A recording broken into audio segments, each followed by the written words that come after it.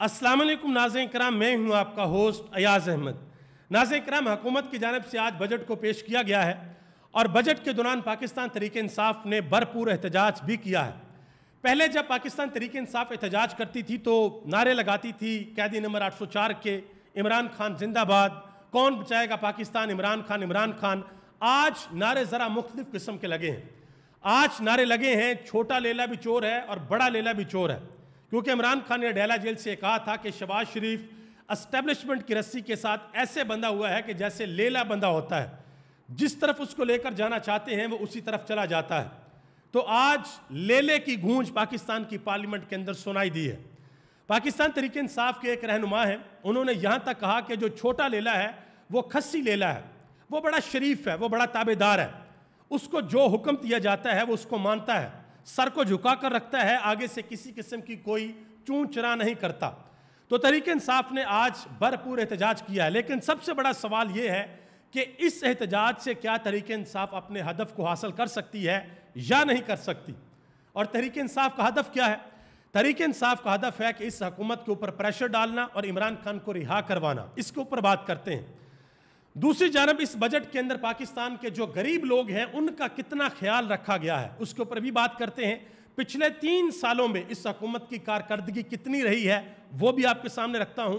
और आज अडेला जेल के अंदर इमरान खान के साथ उनकी बहनों की मुलाकात भी हुई है। इमरान खान ने इंतहाई अहम पैगाम बाहर भेजा है, वो भी आपके सामने रखने के लिए जा रहा हूं। गुजारिश करूंगा कि वीडियो को लाइक कर दें, चैनल को सब्सक्राइब कर लें और मेरे उन तमाम दोस्तों का बेहद शुक्रिया जिन्होंने हमारे यूट्यूब चैनल को सब्सक्राइब किया।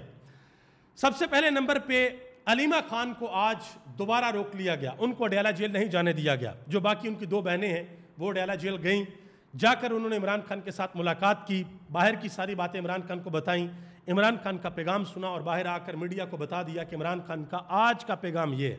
वो पैगाम आपके सामने रखता हूँ। लेकिन जो अलीमा खान ने बात की है जब उनको रोका गया, पहले ज़रा वो सुन लें। उन्होंने कहा कि मरियम नवाज को बुलाएं, पुलिस वालों को कहा कि मरियम नवाज को बुलाएं जिसकी वजह से आप पुलिस वाले ख़वातीन पर जुल्म करते हैं, और मरियम नवाज से कहें कि यहाँ पर 5 मिनट धूप में खड़ी होकर दिखाए। उन्होंने कहा कि ये वही मरियम नवाज है जो नैब के लिए जा रही थी तो इसने अपने लोगों से आप पर यानी कि पुलिस वालों के ऊपर पथराव करवाया था। ये उन्होंने बात की। फिर जो पैगाम इमरान खान का आया, इमरान खान की बहनों ने आकर अलीमा खान को बताया, अलीमा खान ने मीडिया को बताया। मैं यहाँ पर एक और चीज़ आपको बताता चलूँ। बहुत से लोगों को ये लगता है कि अलीमा खान की मुलाकातें इस वजह से नहीं करवाई जाती, इसलिए अंदर नहीं जाने दिया जाता कि वो इमरान खान का पैगाम हू बहू बाहर आकर बताती हैं। वो पैगाम तो इमरान खान की दूसरी बहनें भी आकर बता देती हैं और अलीमा खान सबके साथ बात करती हैं। असल मसला पता क्या है?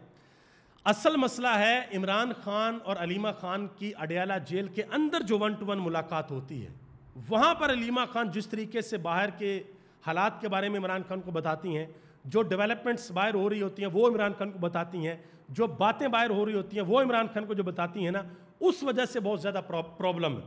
ये हुकूमत चाहती है कि भाई वो जिस तरीके से चीज़ों को एलेबोरेट करके इमरान खान को बताया जाता है ना, वो कोई बंदा ना बताए कि बाहर क्या हो रहा है।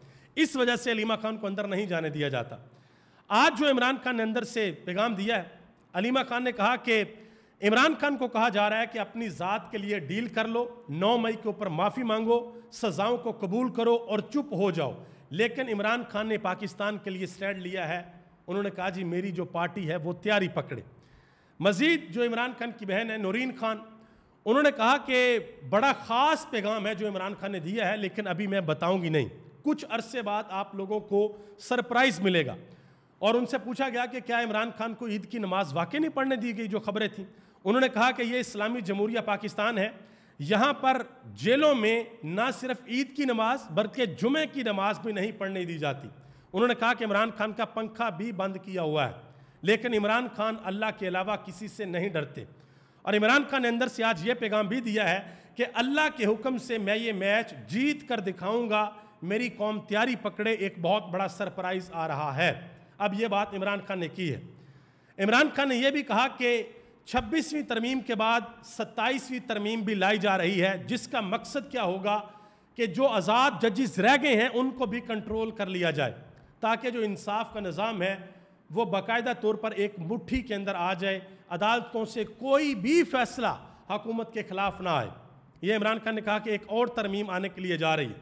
پھر علیمہ خان سے آج ایک سوال ہوا، ان سے سوال کیا گیا کہ جو احتجاج ہے وہ آرمی چیف کے خلاف نہیں کیا جاتا، احتجاج سیاسی لوگوں کے خلاف ہوتا ہے۔ تو آگے سے علیمہ خان نے جواب دیا کہ کیوں ان کے خلاف احتجاج کیوں نہیں ہو سکتا۔ انہوں نے کہا کہ احتجاج تو آئینی حق ہے، یہ کہیں بھی کسی کے بھی خلاف ہو سکتا ہے، کوئی ظلم کرے گا تو اس کے خلاف احتجاج ہوگا۔ یہ علیمہ خان نے بات کی ہے۔ اب پاکستان تحریک انصاف امریکہ کے اندر ایک بہت بڑا احتجاج کرنے کی پلاننگ کر رہی ہے۔ پاکستان کے جو فیلڈ مارشل ہیں ان کا امریکہ کا دورہ، اور میں آپ کو بتاتا چلوں کہ یہ باقاعدہ طور پر جو ٹرمپ کی ایڈمنسٹریشن ہے ان کی طرف سے دعوت دی گئی ہے کہ وہاں پر ایک بہت بڑا فنکشن ہے، اور اس فنکشن میں دعوت دی گئی ہے، اور تحریک انصاف جو ہے وہ احتجاج کا پلان بنا رہی ہے کہ ہم وہاں پر احتجاج کریں گے اور بتائیں گے کہ ہمارے ساتھ پاکستان کے اندر کیا زیادتیاں کی جا رہی ہیں، عمران خان کے ساتھ کیا زیادتیاں کی جا رہی ہیں، انسانی حقوق کی جو پامالی ہے پاکستان کے اندر وہ کس طریقے سے کی جا رہی ہے۔ یہ تحریک انصاف نے پلان بنا رکھا ہے۔ اب یہ دیکھنا ہے کہ احتجاج کس لیول کا ہوتا ہے، تحریک انصاف وہاں پر کتنے لوگوں کو اکٹھا کر پاتی ہے، اور تحریک انصاف کے اندر بھی اس حوالے سے تھوڑی سی ذرا تقسیم چل رہی ہے۔ میں انشاءاللہ اگلے ویلوگ میں آپ کو بتاؤں گا کہ ڈاکٹر شہباز گل کے حوالے سے جو معاملات ہیں وہ ذرا تھوڑے سے گڑبڑ ہیں، وہ انشاءاللہ اس کی تفصیلات آپ کے سامنے رکھوں گا کہ کچھ لوگ ہیں جو ڈاکٹر شہباز گل کو کارنر کرنا چاہتے ہیں کہ ان کو ذرا باہر نکالیں، لیکن عمران خان نے ابھی تک اڈیالہ جیل سے ایسی کسی بھی قسم کی کوئی بات نہیں کی۔ اطہر کاظمی نے ایک بڑی اہم بات کی ہے جی، کہتے ہیں کہ عمران خان جتنی اچھی سیاست جیل کے اندر بیٹھ کر رہے ہیں، کچھ سیاستدانوں نے ساری زندگی جیل سے باہر بیٹھ کر بھی وہ سیاست نہیں کی جو سیاست عمران خان جیل کے اندر سے کر رہے ہیں۔ انہوں نے کہا کہ عمران خان نے کہا ہے کہ جیل سے خود سربراہی کروں گا، تو ہر طرف میڈیا کے اندر یہ خبر بنی ہوئی ہے اور ہم بھی اسی کے اوپر بات کر رہے ہیں کہ عمران خان نے جیل سے یہ پیغام دے دیے۔ اب جو عمران خان کے لوگ ہیں وہ بڑے متحرک ہو گئے ہیں، جو اسپیشلی جو عمران خان کی پارٹی کی نوجوان قیادت ہے وہ بڑی متحرک ہے کہ بھائی اب کسی قسم کے لولی پاپ کے پیچھے نہیں لگنا، کوئی ٹرک کی بتی اب ہمیں نہ دکھائے، کوئی ہمیں یہ نہ بتائے کہ عمران خان کی رہائی ہو رہی ہے، کوئی رہائی نہیں ہو رہی ہوگی، جب تک تحریک نہیں چلے گی عمران خان رہا نہیں ہوں گے۔ احمد خان نیازی جو عمران خان کے رشتہ دار ہیں، انہوں نے ایک جگہ پر لوگوں سے خطاب کیا، انہوں نے کہا کہ پنجاب کے لوگوں کو یہ پیغام ہے کہ 50 لوگ یا 100 لوگ اپنے اپنے ایم این ایز اور ایم پی ایس کے گھروں کے باہر جائیں اور قیادت سے سوال پوچھیں کہ عمران خان کو کیسے رہا کروانا ہے۔ یہ انہوں نے پشاور کے اندر جو پنجاب سے کچھ پارٹی ورکر گئے ہوئے تھے ان سے بات کرتے ہوئے انہوں نے کہا کہ جائیں اور جا کر اپنی قیادت سے پوچھیں۔ اب ذرا آج پاکستان کی پارلیمنٹ کے اندر جو ہوا اس کے اوپر بات کرتے ہیں۔ حکومت نے جو بجٹ پیش کیا اس بجٹ کے اندر کیا چیزیں اس کے اوپر بھی بات کرتے ہیں، بڑی اہم چیزیں ہیں۔ یہ آپ ذرا دیکھیں، آج باقاعدہ طور پر تحریک انصاف کے لوگ پرنٹ کروا کر لیلوں کی تصویریں لائے ہوئے تھے، اور جس وقت شہباز شریف کی انٹری ہو رہی تھی تو اس وقت جو اپوزیشن لیڈر ہے عمر ایوب خان، انہوں نے لیلے کی تصویر لہرائی تو شہباز شریف نے ذرا بھی برا نہیں منایا، بڑے اطمینان سے جا کر اپنی سیٹ کے اوپر بیٹھ گئے۔ اب جو بجٹ ہے وہ مجموعی طور پر جو وفاقی وزیر خزانہ ہے محمد اورنگزیب صاحب، انہوں نے 17,573 ارب روپے کا جو بجٹ ہے 2025-26 کو پیش کیا ہے۔ دفاع کے لیے اس بجٹ میں 2,550 ارب روپے مختص کیے گئے ہیں، اور ایف بی آر کو یہ ٹارگٹ دیا گیا ہے کہ آپ نے 14,131 ارب روپے ٹیکس اکٹھا کرنا ہے۔ یہ ان کو ہدف مل گیا ہے ایف بی آر کو۔ اب جو امپورٹنٹ چیزیں ہیں وہ میں آپ کے سامنے رکھنے کے لیے جا رہا ہوں۔ سب سے پہلے آپ کو یہ بتا دیتا ہوں کہ اس سال 2025 میں پاکستان کی جو جی ڈی پی ہے اس کی گروتھ کیا ہے۔ وہ جو گروتھ ہے ہماری وہ ہے 2.7%۔ کچھ رپورٹس 2.6% کہہ رہی ہیں، کچھ کہہ رہی ہیں جی 2.5%۔ تو اس وقت جو انٹرنیشنل ادارے ہیں وہ کہہ رہے ہیں جی 2.5 سے لے کے 7 کے درمیان یہ اس وقت جی ڈی پی کی گروتھ ہے۔ اور جس وقت عمران خان کی حکومت گری تھی 2021 اور 22 کا جو اکنامک سروے آیا تھا پاکستان کی حکومت کا اپنا، جو کہ پی ڈی ایم کی حکومت نے جاری کیا تھا، تب پاکستان 6% کے ساتھ ترقی کر رہا تھا۔ پاکستان کی جو گروتھ تھی وہ 6% تھی۔ اب میں آپ کے سامنے ایک انتہائی امپورٹنٹ چارٹ رکھنے لگا ہوں، اس کو ذرا آپ نے غور سے دیکھنا ہے، آپ کو سمجھ آئے گی کہ پاکستان کے ساتھ ہوا کیا ہے۔ یہ آپ دیکھ لیں کہ 2021 کے اندر جو ہماری گروتھ تھی وہ 5.7% تھی، 2022 کے اندر 6.1% تھی، جس کو کچھ لوگ کہتے ہیں 6.2% ہے، کچھ کہتے ہیں 6.0 ہے، 6.0 ہے۔ اس کے بعد عمران خان کی حکومت کو گرا دیا گیا اور 6.1% کی جو گروتھ ہے وہ نیچے گری اور -0.2 کے اوپر آ گئی۔ اس کے بعد پھر 2024 میں 2.5 ہوئی اور اب 2025 میں 2.6 ہے۔ اب اس کا جو آگے 4C ہے وہ جو IMF کہتا ہے کہ جی آگے مستقبل میں پاکستان کی معیشت کتنی ترقی کر سکتی ہے. غور سے سنیے گا, 2026 میں ہم 3.5% پہ ہوں گے, 2027 کے اندر ہم 4.1% پہ ہوں گے, 2028 میں 4.5% پہ, 2029 میں 4.5 پہ, اور 2030 میں بھی 4.5 پہ. چلیں آپ تھوڑا سا بڑھا لیں, 2030 میں آپ 5% پہ کر لیں, لیکن پھر بھی 2030 تک ہماری جو معیشت ہے وہ 6% کے اوپر نہیں جا رہی جو عمران خان کی حکومت گرتے وقت تھی. تو یہ آپ اندازہ لگا لیں کہ اس حکومت کے پاس معاشی پلان کس طرح کا ہے, کیونکہ آپ کی جو اکانومی ہے وہ اس وقت اٹھتی ہے جب آپ کے ملک کے اندر انویسٹمنٹ آتی ہے, باہر سے پیسہ آتا ہے, آپ کے ملک کے اندر انڈسٹری لگتی ہے, آپ کے لوگوں کو روزگار ملتا ہے, آپ کے ملک کے اندر پروڈکشن ہوتی ہے, آپ چیزیں بناتے ہیں, پھر دنیا کو آپ چیزیں بیچتے ہیں, پھر اس کے بعد پھر آپ کے ملک کے اندر ڈالرز آتے ہیں, تو پھر آپ کی اکانومی اوپر اٹھتی ہے. عمران خان کے دور میں یہی ہوا تھا کہ کرونا میں پوری دنیا کی انڈسٹری بیٹھ گئی تھی اور پاکستان کی انڈسٹری اٹھ گئی تھی, اور پاکستان کو اس کا بہت زیادہ فائدہ ہوا تھا. آج تک وہ انڈسٹری دوبارہ اس طریقے سے نہیں اٹھ سکی. شبرزادی صاحب نے ایک بات کی ہے, انہوں نے کہا جی پارلیمنٹ کی حیثیت بجٹ کے معاملے میں ایک دھیلے کی بھی نہیں ہے. انہوں نے کہا کہ بجٹ کیا ہوگا یہ IMF طے کر چکا ہے. انہوں نے کہا کہ آپ IMF کی ویب سائٹ کے اوپر جا کر مئی 2025 کی رپورٹ دیکھ لیں, وہاں پر پورے کا پورا بجٹ دیا ہوا ہے, اگر 19-20 کا بھی فرق ہوا تو میرا نام بدل دینا. یہ شبرزادی نے بات کی ہے. مزید انہوں نے کہا کہ یہ جو بجٹ ہے یہ پیسہ اکٹھا کرنے کے لیے بنایا گیا ہے, پیسہ تو بھتہ لینے والا بھی اکٹھا کر لیتا ہے. انہوں نے کہا کہ یہ وہی والا کیس ہے کہ بجٹ FBR کے سیکٹری لیول کا بجٹ ہے, بجٹ کسی سمجھدار آدمی نے نہیں بنایا. اس بجٹ کا تعلق نہ معیشت سے ہے اور نہ گروتھ سے ہے. یہ انہوں نے جیو نیوز کے اوپر شہزاد اقبال کے شو کے اندر بات کی ہے.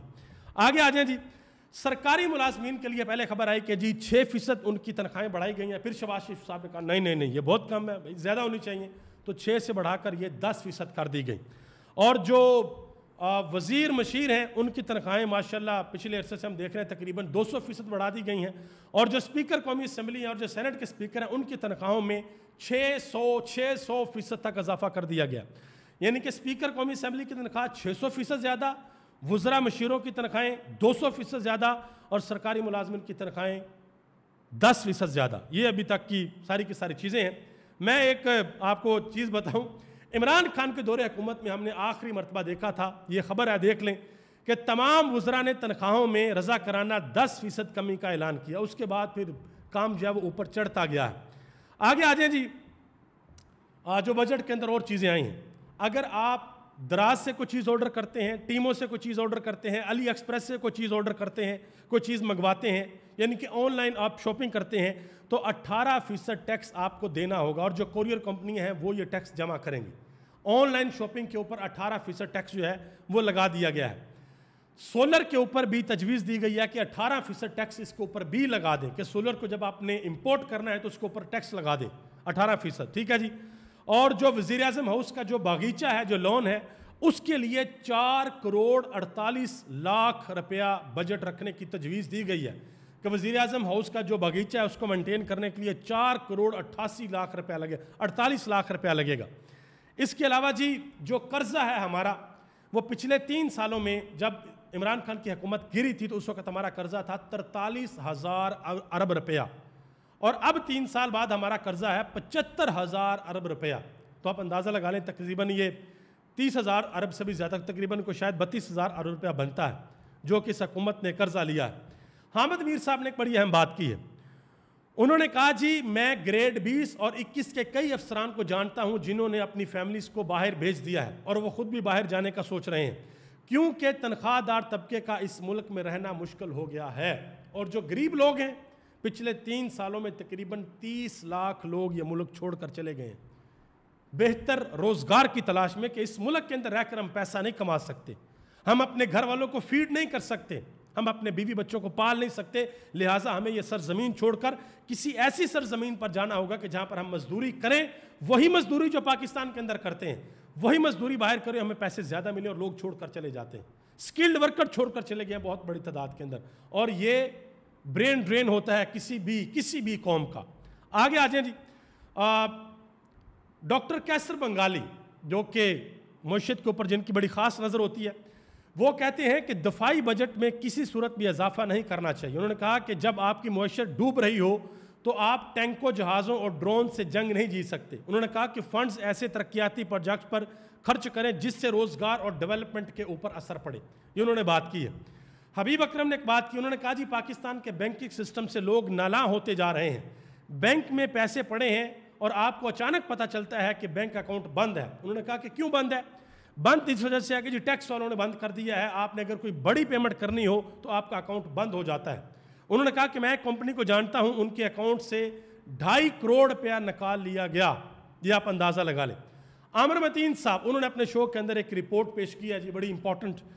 انہوں نے کہا جی ٹریکٹرز کی پیداوار میں 34% کمی واقع ہوئی ہے، کھاد کی طلب میں 14% کمی واقع ہوئی ہے کیونکہ کسان کے پاس کھاد خریدنے کے پیسے نہیں ہیں۔ انہوں نے کہا کہ بیج کی کمی 35% رہی ہے اور پاکستان ایک زرعی ملک ہے، یہ آپ اندازہ لگا لیں۔ اس کے علاوہ جی ایک اور رپورٹ ہے، پنجاب میں اس وقت 32% جو بچے ہیں اسکولوں سے باہر ہیں، سندھ میں 47% بچے اسکولوں سے باہر ہیں، بلوچستان میں 69% بچے اسکولوں سے باہر ہیں اور خیبر پختونخوا میں 30% جو بچے ہیں وہ اسکولوں سے باہر ہیں۔ آخر میں ایک خبر ہے اینکر عمران ریاض خان کے حوالے سے، بہت سے لوگ جو ٹویٹرز کے اوپر یہ پوچھ رہے تھے، سوشل میڈیا کے اوپر پوچھ رہے تھے کہ اینکر عمران ریاض جو ہے وہ اپنا ولاگ نہیں کر رہے، کیا وہ خیر و عافیت کے ساتھ ہیں یا نہیں ہیں، یا ان کے ساتھ مطلب کہ ان کو کہیں سعودی عرب میں گرفتار تو نہیں کر لیا گیا۔ تو اینکر عمران ریاض خان کی باقاعدہ طور پر ایک ویڈیو آئی ہے، انہوں نے کہا جی میں الحمدللہ خیر و عافیت کے ساتھ ہوں، کسی قسم کا کوئی مسئلہ نہیں ہے، ماشاءاللہ حج انہوں نے ادا کیا ہے، پچھلی دفعہ ان کو روک لیا گیا تھا، اس مرتبہ اللہ پاک نے ان کو بلایا، اللہ تعالیٰ ان کا بھی قبول کرے، باقی بھی جو حجاج وہاں پر لاکھوں کی تعداد میں گیا، اللہ سب کا حج قبول کرے۔ تو عمران ریاض خان نے کہا کہ میں نے یہاں آ کر کرنٹ افیئرز کو بریک لگائی تاکہ میرا اللہ سے رابطہ رہے، اس لیے لوگوں نے میرے خلاف افواہیں پھیلائی ہیں۔ انہوں نے کہا کہ مجھے مجبوراً 1-2 بار اپنی اپیرنس کروانی پڑی ہے، میں یہاں پر موجود ہوں اور جس رب نے مجھے یہاں پر بلایا ہے وہی میری حفاظت کرنے والا، یہ انہوں نے بات کی ہے۔ ابھی تک لیے اتنا ہی جی، آپ سب کا بہت بہت شکریہ۔ پاکستان زندہ باد، پاکستان کے کروڑوں عوام پائندہ باد۔